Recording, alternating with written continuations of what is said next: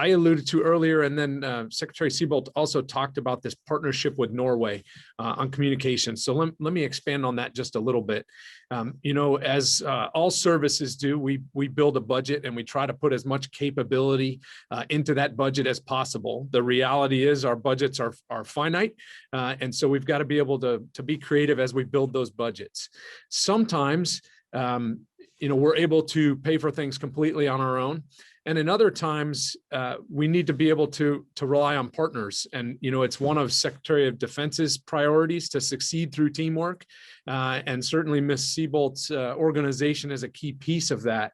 Well, in the case of a couple polar satellite communications payloads that we had been working on in the Space Force, they provide protected satellite communications, so jam-resistant communications.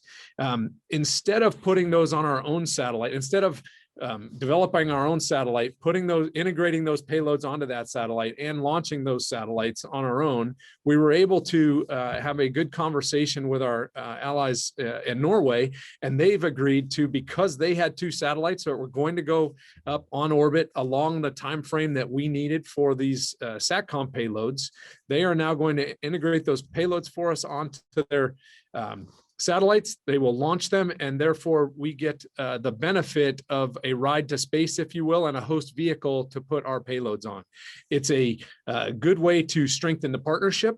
It's a good way to share costs, but also deliver capabilities that we can both leverage.